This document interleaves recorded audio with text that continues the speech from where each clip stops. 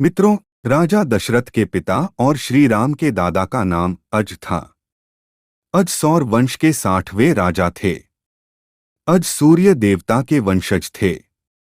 वह अपने वंश के सबसे प्रसिद्ध राजाओं में से एक राजा रघु के पुत्र थे।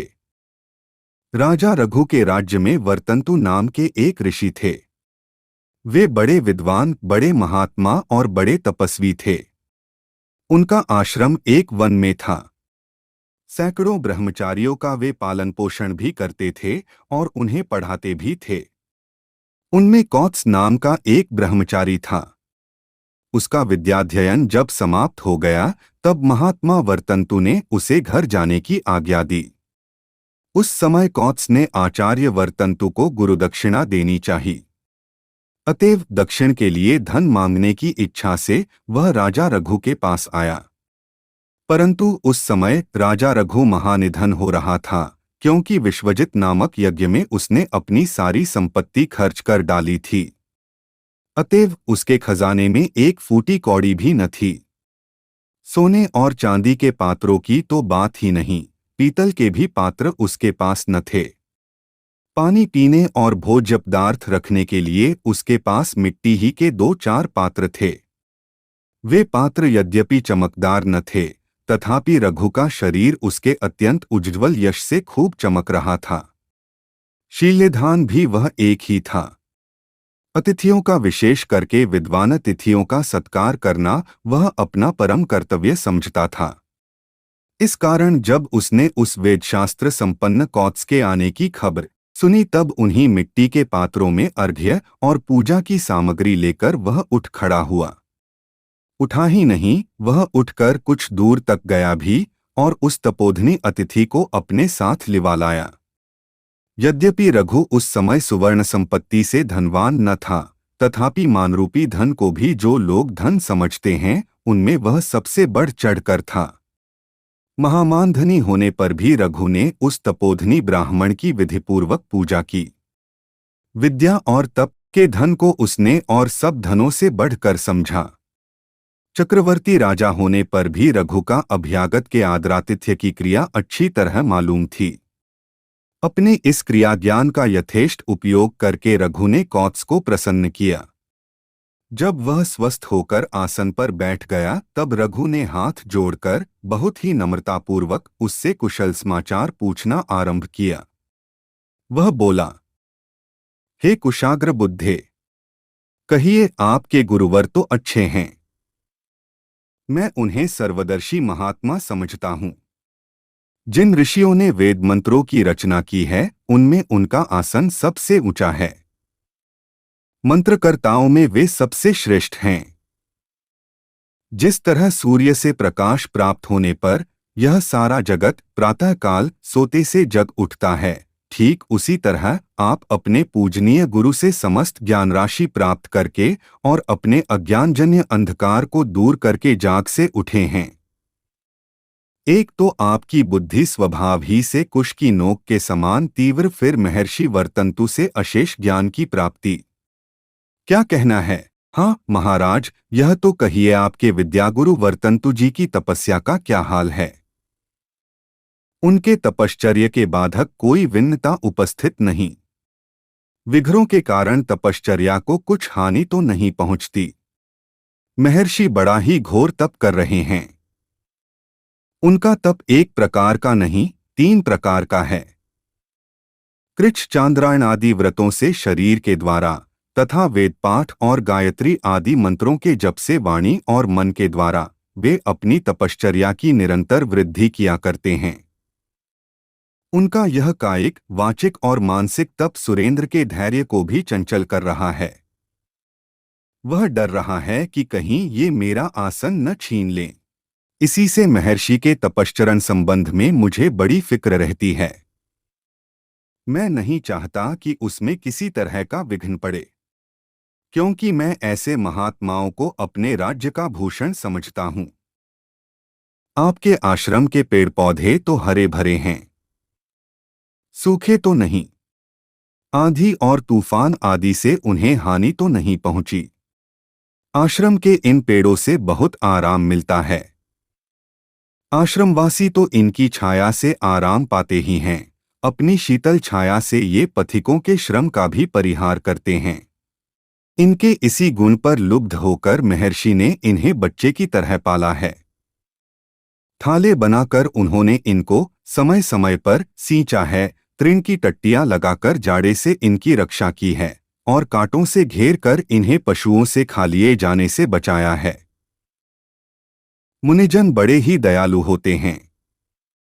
आपके आश्रम की हरिणियां जब बच्चे देती हैं, तब ऋषि लोग उनके बच्चों की बेहद सेवा शुश्रूषा करते हैं। आश्रम के पास पास सब कहीं जंगल है। उसमें सांप और बिच्छू आदि विषैले जंतु भरे हुए हैं। उनसे बच्चों को कष्ट न पहुंचे, इस कारण ऋषि प्रायः उन्हें अपनी गोद से नहीं उतारते। उत्पन्न होने के बाद 10-12 दिन तक वे उन्हें रात भर अपने उत्संग ही पर रखते हैं। अतएव उनके नाभिनाल ऋषियों के शरीर ही पर गिर जाते हैं, परंतु इससे वे जरा भी अप्रसन्न नहीं होते। जब ये बच्चे बढ़कर कुछ बड़े होते हैं, तब यज्ञ आदि बहुत ही आवश्यक क्रियाओं के निमित्त लाए गए कुशों को भी वे खाने लगते हैं। परंतु उन पर ऋषियों का अत्यंत स्नेह होने के कारण वे उन्हें ऐसा करने से भी नहीं रोकते। उनके धार्मिक कार्यों में चाहे भले ही विघ्न आ जाए, पर मृगों के छौनों की इच्छा का वे विधात नहीं करना चाहते। आपकी यह स्नेह संवर्धित हरिण संतति तो मजे में है, उसे कोई कष्ट तो नहीं। आपके तीर्थजलों का क्या हाल है? उनमें कोई खराबी तो नहीं? वे सूख तो नहीं गए? पशु उन्हें गला तो नहीं करते? इन तीर्थजलों को, इन तालाबों और बावलियों को मैं आपके बड़े काम की चीज समझता हूं। यही जल नित्य आपके स्नानादि के काम आते हैं। अग्निश्वात्तादि पितरों का तर्पण भी आप इन्हीं से करते हैं। इन्हीं के किनारे रेत पर आप अपने खेतों की उपज का षष्ठांश भी राजा के लिए रख छोड़ते हैं। बलिवैश्वदेव के समय यदि कोई अतिथि आ जाए तो उसे विमुख जाने देना मना है। अतएव जिस जंगली तृणधान्य, सावा, कोदो आदि से आप अपने शरीर की भी रक्षा करते हैं और अतिथियों की क्षुधा भी शांत करने के लिए सदा तत्पर रहते हैं, उसे भूल से छूट आए हुए गांव और नगर के पशु खा तो नहीं जाते। सब विद्याओं में निष्णात करके आपके गुरु ने आपको गृहस्था श्रम सुख भोगने के लिए क्या प्रसन्नतापूर्वक आज्ञा दे दी है। ब्रह्मचर्य, वानप्रस्थ और संन्यासेन तीनों आश्रमों पर उपकार करने का सामर्थ्य एकमात्र गृहस्थ आश्रम ही में है। आपकी उम्र अब उसमें प्रवेश करने के सर्वथा योग्य है। आप मेरे परम पूज्य हैं। इस कारण सिर्फ आपके आगमन से ही मुझे आनंद की विशेष प्राप्ति नहीं हो सकती। यदि आप दया करके मुझसे कुछ सेवा भी लें तो अवश्य मुझे बहुत कुछ आनंद और संतोष हो सकता है। अतएव आप मेरे लिए कोई काम बतावें, कुछ तो आज्ञा करें। हाँ, भला यह तो कहिए कि आपने जो मुझ पर यह कृपा की है वह आपने अपने ही मन से की है या अपने गुरु की आज्ञा से? वन से इतनी दूर मेरे पास आने का कारण क्या? राजा रघु के मिट्टी के पात्र देखकर कौत्स बिना कहे ही अच्छी तरह समझ गया था कि यह अपना सर्वस्व दे चुका है। अब इसके पास कौड़ी नहीं। अतएव यद्यपि राजा ने उसका बहुत ही आदर सत्कार किया और बड़ी ही उदारता से वह उससे पेश आया, तथापि कौत्स को विश्वास हो गया कि इससे मेरी इच्छा पूर्ण होने की बहुत ही कम आशा है। मन ही मन इस प्रकार विचार करके उसने रघु के प्रश्नों का नीचे लिखे अनुसार उत्तर देना आरंभ किया।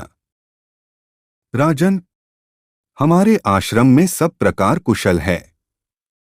किसी तरह की कोई विघ्न बाधा नहीं। आपके राजा होते भला हम लोगों को कभी स्वप्न में भी कष्ट हो सकता है। बीच आकाश में सूर्य के रहते मजाल है जो रात का अंधकार अपना मुंह दिखाने का हौसला करे। लोगों की दृष्टि का प्रतिबंध करने के लिए उसे कदापि साहस नहीं हो सकता।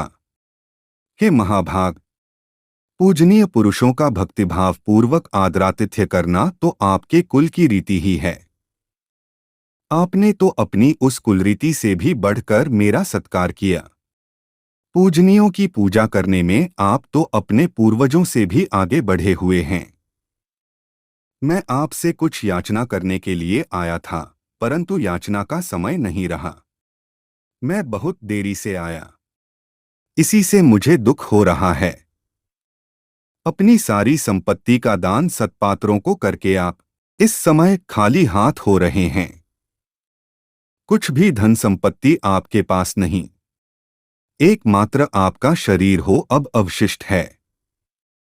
अरण्य निवासी मुनियों के द्वारा बालें तोड़ ली जाने पर सावा, कोदों आदि तृण धान्यों के पौधे जिस तरह धान्य विहीन होकर खड़े रह जाते हैं, उसी तरह आप भी इस समय संपत्तिहीन होकर शरीर धारण कर रहे हैं। विश्वजित यज्ञ करके और उसमें अपना सारा धन खर्च करके आपने पृथ्वी मंडल के चक्रवर्ती राजा होने पर भी अपने को निर्धन बना डाला है। आपकी यह निर्धनता बुरी नहीं, उसने तो आपकी कीर्ति को और भी अधिक उज्ज्वल कर दिया है, उससे तो आपकी शोभा और भी अधिक बढ़ गई है। देवता लोग चंद्रमा का अमृत जैसे जैसे पीते जाते हैं, वैसे ही वैसे उसकी कलाओं का क्षय होता जाता है, और संपूर्ण क्षय हो चुकने पर फिर क्रम क्रम से उन कलाओं की वृद्धि होती है। परंतु उस वृद्धि की अपेक्षा चंद्रमा का वह क्षय ही अधिक लुभावना मालूम होता है। आपका सांपत्तिक क्षय भी उसी तरह आपकी शोभा का बढ़ाने वाला है, घटाने वाला नहीं। हे राजा, गुरुदक्षिणा तो मुझे कहीं से लानी ही होगी, और आपसे तो उसके मिलने की आशा नहीं।